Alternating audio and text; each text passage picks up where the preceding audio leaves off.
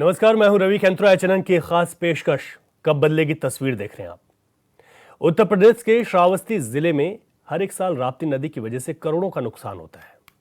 इस साल भी भारी नुकसान हुआ, लेकिन इस बार राप्ती नदी की धार में कई मीटर सड़क बह गई, लिहाजा दर्जनों गांव के लोग परेशान हैं। लोग सालों से पुल निर्माण की मांग कर रहे हैं, लेकिन अब तक कोई सुनने को तैयार नहीं। इस रिपोर्ट को आपको दिखा रहे हैं, उसके बाद जिम्मेदारों से बातचीत करेंगे। अभी थोड़े दिन पहले तब ये बाढ़ आई थी। इससे पहले योगी जी का कार्यक्रम एक हुआ था राप्ती बैराज पे, जो मुख्य नदी जो नेपाल से निकलती है वो राप्ती के रास्ते ही भारत में प्रवेश करती है, इस तराई क्षेत्र में। तो हम चाहेंगे, जब योगी बाबा वहां आए थे तो उनको यहाँ क्यों नहीं लाया गया था, या इसके बारे में उनको जानकारी नहीं थी। हमें लगता है हेलीकॉप्टर उनका इसी के रास्ते गया होगा, उन्होंने देखा भी होगा स्टैंडों को। और जैसा कि अभी हमारे समाज सेवी श्री प्रहलाद अंकल जी ने कहा था कि अगर ये रोड ऊंची कर दी जाएगी तो ऊंची कर देने का मतलब ये हो जाएगा कि इधर डंप बन जाएगा, पानी डंप हो जाएगा, फिर यहाँ पे बिजली उत्पादन करेगी सरकार क्या यहाँ पे। क्योंकि ऊंचा होने का मतलब बीरपुर, लोगिया, गजोबरी, कथरा, तमाम ऐसे गांव है, ग्रामीण क्षेत्र है, जिनका सोर्स ऑफ इनकम केवल और केवल कृषि विभाग ही है। आए दिन बाढ़ आती है, देखिए रोड यहाँ नदी यहाँ पहुंच चुकी है, वहां छोड़ करके, और ये देखिए इधर लोग आ जा रहे हैं। अगर ये रास्ता ऊंचा, मतलब इस रास्ते को अगर सही से निर्माण नहीं किया गया तो हम लोग को जाने के लिए भिनगा से फिर हम लोग बरदेहरा होकर के जो रास्ता 22 किलोमीटर का वो घूम फिर के 50 किलोमीटर आप लोग वो भी अब आप देख लीजिए, इधर जरा कैमरा घुमा के देख लीजिए, पूरा किसान का ये खेत है। अभी किसान का खेत है, अब ये गेहूं का सीजन आ गया है, फिर या तो लड़ाई झगड़ा होगा। अब ये किसान जो है अपना फसल नहीं बोएगा, अब फसल बोएगा तो रास्ता बंद हो जाएगा। अब जिला प्रशासन को नहीं दिख रहा है, मान लिया चलिए सूख गया है तो कम से कम इसको अस्थायी रूप से इसको तो चलाया जा सकता था, लेकिन कोई कान में सब जूं रेंग रहा है, कोई ध्यान ही नहीं है किसी को। क्या करे प्रशासन। हम लोग घूम के जाते हैं, हमारे यहाँ से भिनगा मुख्यालय मात्र 17-18 किलोमीटर है, और हम लोगों को बेमतलब के 60 से 70 किलोमीटर घूम के जाना पड़ता है। मतलब कोई ध्यान ही नहीं है। अरे इसको रोड़ा उससे डाल के, अब तो बरसात भी खत्म हो गया, कम से कम अस्थायी इसको चालू कर देते। अब ये कल किसान बोएगा तो उससे लड़ाई झगड़ा होगा, किसान नहीं बोएगा अपना फसल। ये क्या चाहता है, मुझे समझ में नहीं आ रहा है प्रशासन क्या चाह रहा है। मैं फिर एक बार अपील कर रहा हूं कि इस पे ये रोड ऊंची नहीं होनी चाहिए। अगर ऊंची होगी तो बिल्कुल निश्चित है धरना प्रदर्शन होगा और विरोध का सामना करना पड़ेगा। हमारा ये मांग है कि इसको तब तक के लिए, अगर चाहता है प्रशासन वास्तव ईमानदारी से, तो इसको कागज में बना दे, पक्का कागज में, मजबूत कागज में बना दे। बाढ़ का पानी आएगा निकल जाएगा, और चौराहा भी बचेगा, तहसील भी बचेगा, वहां पे बाढ़ का पानी भी नहीं घुसेगा, न थाने में घुस।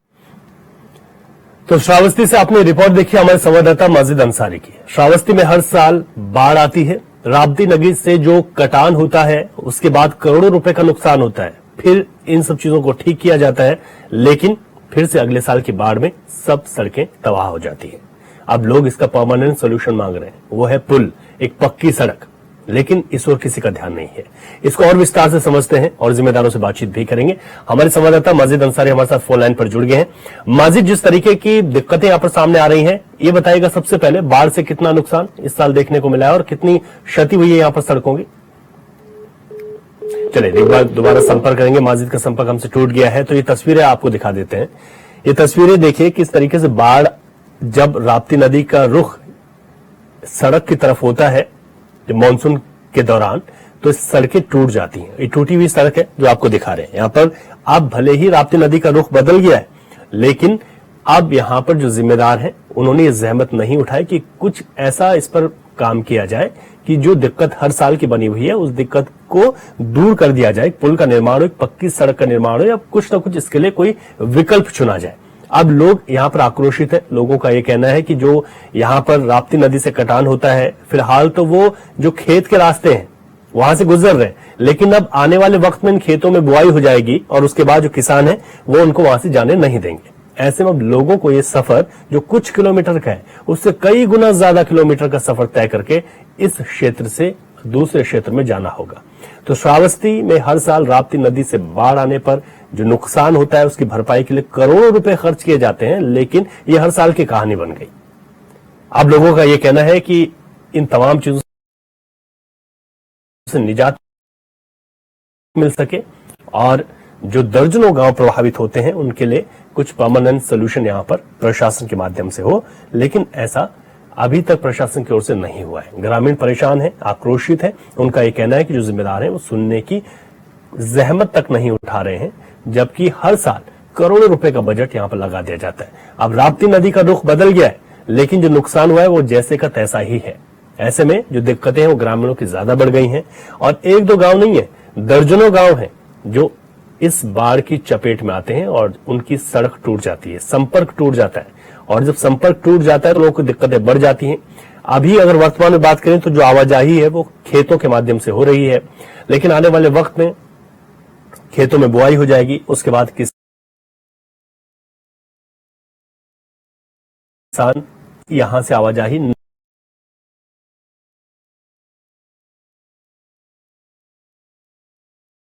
नहीं करने देंगे, फिर लोगों को कुछ किलोमीटर का सफर कई किलोमीटर कई गुना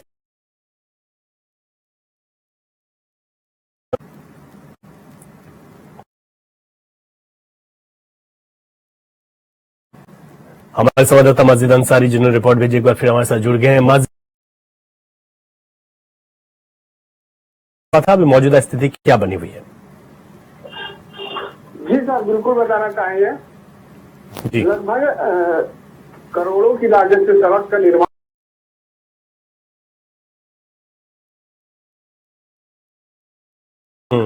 एक बार फिर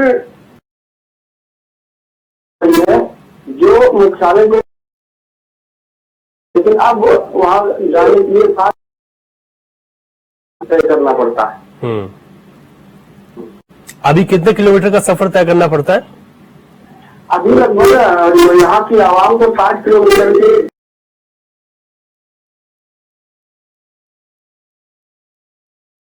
भी बाधित हो रही है। इमरजेंसी में जैसे कोई हॉस्पिटल पहुंचना चाहता है तो भी उसको 60 किलोमीटर दूर चलना पड़ता है।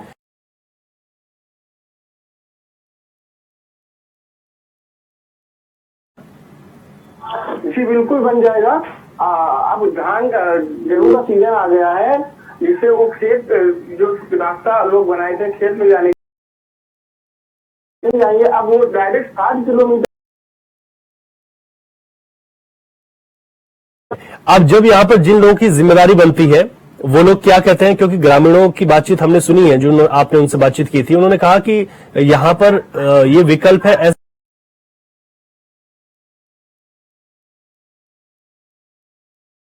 वो नुकसान न पहुंचाए और लोग यहाँ के जो समाज सेवी है और कुछ जो ग्रामीण है उनका ये कहना है, अगर यहाँ पर पुल या फिर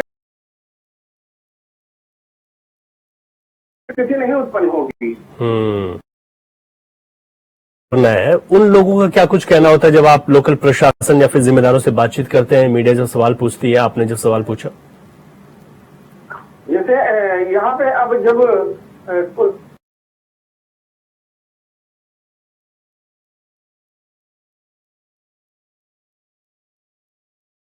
राप्ती अपना रुख इधर का करती है तो फिर पूरी सड़क इसमें समाहित हो जाती है। हाँ बिल्कुल।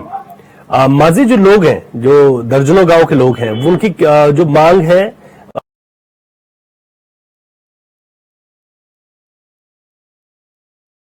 तो हम आगे आंदोलन करेंगे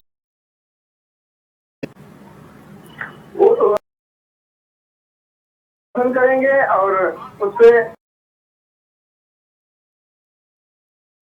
पर कोई पुल का निर्माण हो या फिर ढोलनुमा सड़क बने, जिससे बार बार ये स्थिति ना उत्पन्न हो। और दर्जनों गांव जब बाढ़ आती है, इस बार जब 9 जुलाई को बाढ़ आई तो दर्जनों गांव उसमें समाहित हो गए। ठीक है, माजिद बने रहिए हमारे साथ। खुश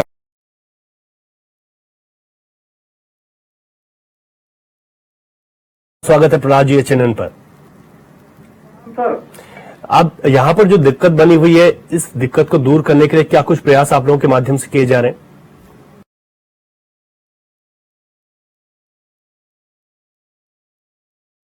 तो इतना पिछड़ा जिला है और सर आपके माध्यम से अगर इस पर चर्चा किया जा रहा है, शासन स्तर पर अगर बात हो जाए तो इसके लिए तो आपके चैनल को बहुत बहुत सर धन्यवाद जी सर। इसके लिए हम लोग सर करीब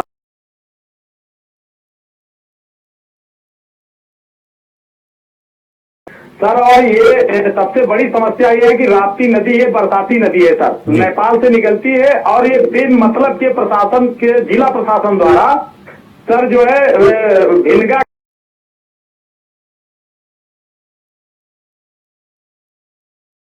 आज किसी ने सुना नहीं।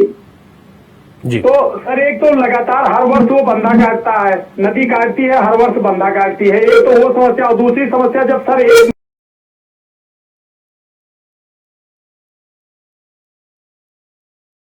डूबेगा सर, अब वही स्थिति मल्लीपुर क्षेत्र की हो गई है सर। हमारे क्षेत्र में तहसील है, थाना है, ब्लॉक है, हॉस्पिटल है।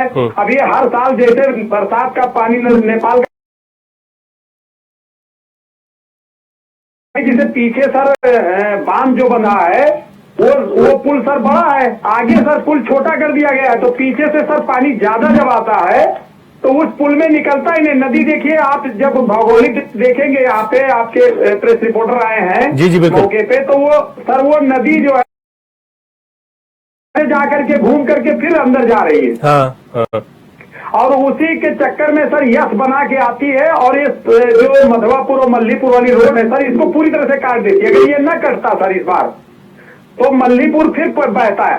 अब ये रोड जो कर, हम लोगों ने उस समय भी आवाज उठाया कि पुल को बड़ा कर दिया जाए। अगर सर पुल बड़ा कर दें, या तो एक मंदिर है वहां पर, उसको जो है हनुमानगढ़ी के नाम से, अगर वहां तक पुल बढ़ा दिया जाए, हाँ। तो कुछ हद तक समस्या कुछ कम किया जा सकता है। और नहीं तो सर वो जो रोड कटा है उसी टाइप के बना दिया जाए। मान लिया ज्यादा से ज्यादा आवागमन बाधित होगा, 24 घंटे के बाद पीछे से जब ज्यादा पानी निकल जाएगा तो फिर आवागमन चालू हो जाएगा। बिल्कुल सर यही मांग है कि कम से कम उसको या तो पुल को आगे बढ़ा दिया जाए, और या तो उस पर बहुत सारे कायदे बना दिया जाए, अगर वास्तव में मल्लीपुर थाना तहसील को बचाना है तो। बिल्कुल ठीक बात है। किससे बात की है और उन लोगों का क्या कहना होता है? सर तो बंदे की लड़ाई लड़ रहे थे इधर से, हाँ। 15 वर्षों से सर बंदे की लड़ाई हुआ, वो पुल बनाने के लिए लड़ाई किया गया, फिर बड़े मुश्किल से शासन स्तर पे पुल बन गया, तो लेकिन बंदा नहीं हो पाएगा। इसलिए सर बिल्कुल नदी के छोर पे, पूरब के तरफ नदी के छोर के किनारे किनारे बंदा बांध दिया गया।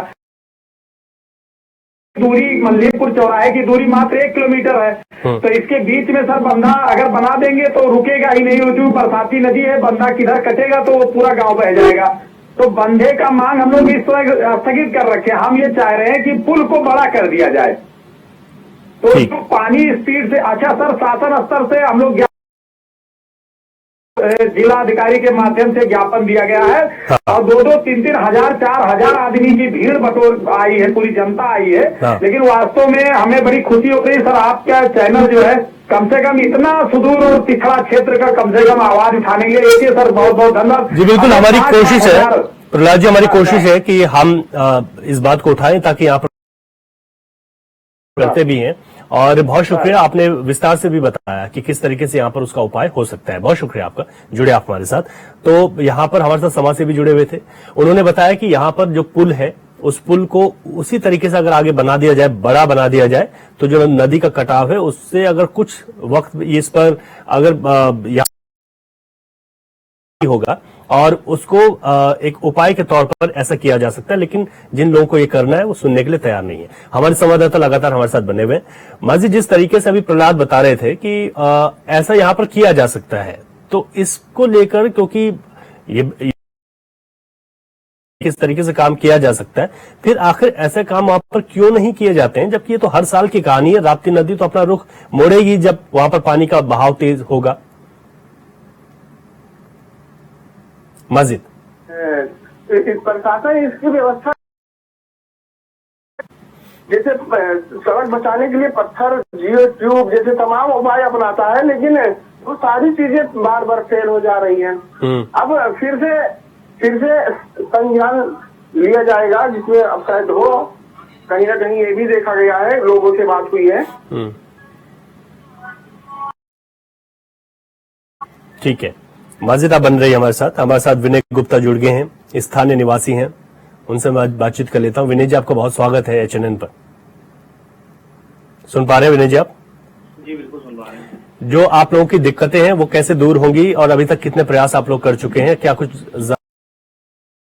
के बाद? जी परेशानी तो बहुत होती है बरसात के महीनों में। ये जो नेपाल के रास्ते जो पानी छोड़ा जाता है, ये मुख्य राप्ती नहर से होता हुआ सीधे बीरपुर ग्राम सभा, कथरामापी, गजोबली, बरखा और उधर कई सारे गांव ऐसे जो इसकी चपेट में सीधे वो भागने तक का मौका नहीं मिल पाता है। और काफी दिनों से ये देखा जा रहा है कि इधर जो मल्लीपुर को मुख्यालय से जोड़ती है, भिलगा से जोड़ती है, जिले से जोड़ता है रास्ता, वो रास्ता पूर्णतः कट चुका है, कई जगह कट चुका है। और जहाँ रास्ता कटा हुआ है, इसी के थोड़े दिन पहले आगे राप्ती बैराज से माननीय श्री योगी जी का कार्यक्रम भी लगा हुआ था और योगी जी वहाँ पे आए हुए भी थे, लेकिन अधिकारियों की हीला हवाली की वजह से मतलब उस जगह को योगी जी के नजरों से हटाया गया। वहाँ के बारे में आने जाने के लिए, जैसे हम लोग को बिंदा मालिया जाना है मुख्यालय के लिए, तो अब हम लोग को यहाँ से बदला 10 किलोमीटर, बरदेहरा 15 किलोमीटर, फिर वहां से भिलगा 23 किलोमीटर, मतलब जो रास्ता महज 15 किलोमीटर का है वह रास्ता टोटल कन्वर्ट होता हुआ हो जाता है 60-65 किलोमीटर के आसपास। जी। तो सारे आम लोग बहुत दिक्कतें होती है, उनको फसल का नुकसान हो जाता है, जानवर का नुकसान होता है, घर बह जाते हैं, नदी कटान में खेत चला जाता है, ऐसी बहुत सारी समस्याएं हैं इस क्षेत्र की। बिल्कुल ठीक कह रहे हैं आप। और इस वर्ष हमने मानसून सीजन में देखा भी कि राप्ती नदी के कटान से ये जो समस्याएं हैं वो, और उसके बाद उस पर उसी तरीके से भरपाई की जाती है, फिर अगले साल वही नुकसान एक बार फिर से वापस हो जाता है। तो आप लोग क्या चाहते हैं कि पुल का निर्माण यहाँ पर किस तरीके से होना चाहिए, क्योंकि अभी तो फसल की बुआई होगी तो आप लोगों को लंबा सफर तय करना पड़ेगा। जी बिल्कुल बिल्कुल, हम लोग भाई अभी चाह रहे हैं कि जो पुल है वो बहुत सीमित स्थान के लिए बना हुआ है। पुल की लंबाई अगर बढ़ा दी जाए, जितना बना हुआ, तो ये जो बाढ़ आती है, बाढ़ की समस्या जो बनी हुई है, ये एकदम जड़ से खत्म हो जाएगी। और इसका एक दूसरा उपाय ये, अगर बांग्ला सरकार पुल नहीं बनवाती है उस जगह पे, तो वहाँ पे पक्की डीप बनवा दी जाए जो काफी मजबूत हो, और नदी की अच्छे से सफाई करवा दी जाए, मतलब नदी टेढ़ी मेढ़ी है तो उसको थोड़ा साफ कर दिया जाए अगर, तो इससे हमको निजात मिल सकती है, काफी हद तक निजात मिल सकती है। बिल्कुल ठीक है, आपने बहुत शुक्रिया आपका। विनय जी, आप जुड़े और आपने बताया आप बीती की कितने वहां पर दिक्कतें हैं आप लोगों को और कैसे उस दिक्कत से निजात मिल सकती है। समाजवादी पार्टी के नेता भी हमारे साथ कुलदीप वर्मा जुड़ गए हैं। वर्मा जी, आपको बहुत स्वागत है चैनल पर। जी जी जी। यहाँ पर जो काम होना चाहिए, जो लोगों की लंबे समय से मांग है, आखिर वो क्यों नहीं हो पा रहा है, किस तरीके से आप देखते हैं इसको? अब सर, हम लोगों को तो बड़ी उम्मीद थी, जब हमारे यहाँ ये 9 जुलाई को बाढ़ आई, उसी में सड़क कट गई, 5 जगह सड़क कटी है, और जनपद मुख्यालय से तहसील मुख्यालय को जोड़ने वाली रोड है। जनपद मुख्यालय से तहसील मुख्यालय को जोड़ती है, 5 जगह रोड कटी है। हाँ। हम लोगों को उम्मीद तब जगी जब यहाँ जल संसाधन मंत्री जी यहाँ आए, और जहाँ सड़क कटी है वहाँ से 8 किलोमीटर दूर वो अपनी मीटिंग की, और मीटिंग करने के बाद चले गए।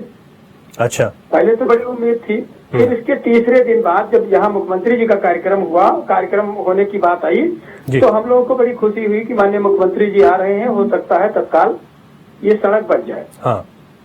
और इसके बाद मुख्यमंत्री जी भी वहाँ जहाँ जल संसाधन मंत्री स्वतंत्र देव सिंह जी आए थे, हाँ। वही माननीय मुख्यमंत्री जी भी गए और वही कैंप किया, वही मीटिंग किया, और मीटिंग करने के बाद वो भी वहीं से चले गए। हाँ। लेकिन फिर भी तब भी हम लोगों को थोड़ा आशा थी कि हो सकता है कि 10-20 दिन में या महीने में काम शुरू हो जाए। हाँ।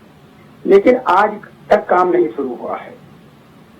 स्थिति यह है कि हमारा जो ये जमनहा ब्लॉक है, जो तहसील जमनहा है जी, ये बिल्कुल इससे सटी हुई है। अगर इसकी रोकथाम नहीं की गई, जो सड़क कटी है इसको ठीक नहीं कराया गया, तो मुझे लगता है तहसील मुख्यालय भी हमारा प्रभावित हो जाएगा। ठीक कह रहे हैं कि अगर यहाँ पर काम नहीं किया गया। जी जी जी, हम लोग विकल्प के तौर पर कम से कम ये राप्ती जहाँ पुल बना है नदी पर, मधवापुर घाट, हाँ, इससे मतलब घाट वो जो पुल से हटके हो जा रही है नदी जी, उसका रुख दूसरी तरफ हो गया है जी, और इसको ठीक करने के लिए पुल के नीचे से 2 किलोमीटर केवल सफाई हो जाए जी, और स्टैंड बन जाए, 8-10 स्टैंड बन जाए, तो इधर का कटान भी रुक जाएगा जी, जी। और राप्ती नदी अपने उसमें जहाँ पुल बना है उसी के उसमें चली जाएगी, पुल में होकर के। बिल्कुल। जी जी जी। तो आपको क्या लगता है कि सरकार की ओर से कहा जाता है कि बाढ़ प्रभावित जो क्षेत्र हैं, उन क्षेत्रों के तमाम जो विकास कार्य हैं उनको बहुत तत्परता के साथ किया जाए, वहां के अधिकारी इस बात का पूरी तरीके से गंभीरता से काम करें, लेकिन जो अब लंबे समय से इतना स्थानीय लोग मांग कर रहे हैं वो काम नहीं हो पा रहा है, तो ये जो हिला हवाली ये कहाँ पर हो रही है? अब हमको तो लगता है कहीं न कहीं सरकार में बैठे लोग इसको नजरअंदाज कर रहे हैं। इसलिए कि हमारे इस क्षेत्र का, जिस क्षेत्र में नदी है और सड़क कटी है, उस क्षेत्र की विधायिका इंद्राणी वर्मा जी हैं। हाँ। उन्होंने भी सदन में बात उठाई है। हाँ। हमारे इस क्षेत्र के सांसद माननीय राम शिरोमण चौधरी जी हैं, उन्होंने भी लोकसभा में ये बात उठाई है। हाँ। लेकिन इसके बाद अगर सरकार उस पर कार्य नहीं कर रही है तो कहीं न कहीं नजरअंदाज किया जा रहा है। ठीक है, ये आपका बड़ा आरोप है। बहुत बहुत शुक्रिया कुलदीप वर्मा जी, आप जुड़े हमारे साथ। समाजवादी पार्टी की ओर से आपने अपनी बात रखी। हमारे साथ मनोज कुमार सोनकर भी जुड़ गए हैं, जिला पंचायत सदस्य हैं और भाजपा पार्टी से हैं। आपको बहुत स्वागत है मनोज जी। बहुत धन्यवाद आपका। जिस तरीके से हम बात आज कर रहे हैं यहाँ पर श्रावस्ती में, उस इलाके की जहां पर राप्ती से बाढ़ आती है, कटान होता है, अब लोगों की जो लंबे समय से मांग है, लेकिन दूसरी तरफ अगर हम बात करें विपक्ष के तौर पर, समाजवादी पार्टी की बात करें, उनका कहना है कि सरकार की मंशा नहीं है कि यहाँ पर काम कराया जा सके। हाल ही में मुख्यमंत्री वहां पर आए थे, जल शक्ति मंत्री वहां पर आए, उम्मीदें थी लेकिन उन उम्मीदों पर काम नहीं हुआ। आपका क्या कुछ कहना है इस पर? देखिए, ऐसा नहीं है कि सरकार की मंशा नहीं है भाई। देखिए, आरोप तो लग ही रहे हैं। हाँ। लेकिन सरकार अपनी तरफ से प्रयास करे, लेकिन यहाँ के अधिकारी जो हैं उनकी मंशा नहीं है। जो ये सरकार हमारी जीरो टॉलरेंस पे काम कर रही है, उनकी मंशा पे यहाँ के अधिकारी पानी फेर रहे हैं। सड़क बनाने के नाम पर हर साल बाढ़ आती है, सड़क कट जाती है, उसका कोई स्थायी इलाज न ढूंढ करके लिपापोती कर रहे हैं। और हर साल बाढ़ आने पर, इस बार 9 जुलाई को बाढ़ आई, सड़क पूरी तरह ध्वस्त हो गई। अभी तक उस पर कोई विशेष कार्य नहीं किया गया है। हाँ। और मतलब 15-20 किलोमीटर की जो दूरी थी वो 55 से 60 किलोमीटर बन गई है। हाँ। अभी तो लोग मतलब खेत नहीं, अगल बगल से किसानों के खेत से लोग आ जा रहे हैं। जी जी जी। आने वाले समय में 10-15 दिन में खेत की बुआई हो जाएगी। हाँ। फिर आना जाना दुर्लभ हो जाएगा, लोग फिर 55-60 किलोमीटर की दूरी तय करेंगे। हाँ। तो यहाँ के अधिकारियों से कहना है कि वो, अब आपके चैनल के माध्यम से हम कहना चाह रहे हैं जी, अब तो बात और भी प्रदेश स्तर पर जाएगी ये, जी जी, कि यहाँ के अधिकारी थोड़ा इस पर ध्यान दें। बाकी हम लोग जल शक्ति मंत्री जी आए थे, उनको भी ज्ञापन दिए, खुद सीएम साहब आए थे, उनको भी ज्ञापन दिए। हाँ। और सरकार की ऐसी कोई बात नहीं कि मंशा नहीं है। ठीक है। अच्छा मनोज जी, एक सवाल मेरा ये है आपसे, क्योंकि उत्तर प्रदेश में आपकी ही सरकार है, जिस पार्टी से आप जुड़े हुए हैं, जिला पंचायत सदस्य भी हैं आप, तो आप लोग कितनी कोशिश कर रहे हैं कि ये काम यहाँ पर हो पाए? अधिकारियों को आप उनके बीच जाकर उनसे जरूर बातचीत भी करते होंगे। देखिए सर, जो जहाँ तक हमारा सवाल है, तो हम अपनी सदन में, हमारी जो जिला पंचायत बैठक होती है, उसमें बराबर ये मुद्दा उठाते हैं। हमारी विधायिका जो सपा से हैं, इंद्राणी वर्मा जी, उन्होंने भी विधानसभा में उठाया और हमारे सांसद जी ने भी उठाया। ऐसी बात नहीं, हमारे जिला पंचायत अध्यक्ष जी भी मुद्दे को उठाए हैं। विधायक जी रामचरण पांडे जी, वो भी उठाए हुए हैं। ऐसी बात नहीं कि कोई मुद्दे को उठा नहीं रहा है। ठीक है, हम लोग अपने स्तर से बराबर प्रयास कर रहे हैं। ठीक है, और हमें उम्मीद भी है कि आप लोग और प्रयास करेंगे और यहाँ पर लोगों की समस्याएं दूर हो पाएंगी। मनोज जी, बहुत शुक्रिया एचएनएन के साथ जुड़ने के लिए, और हमारे संवाददाता माजिद अंसारी, आपका बहुत शुक्रिया इस रिपोर्ट को पहुंचाने के लिए और दिखाने के लिए कि हकीकत क्या है। और हमें उम्मीद है कि यहाँ पर ये तस्वीरें बदलेंगी।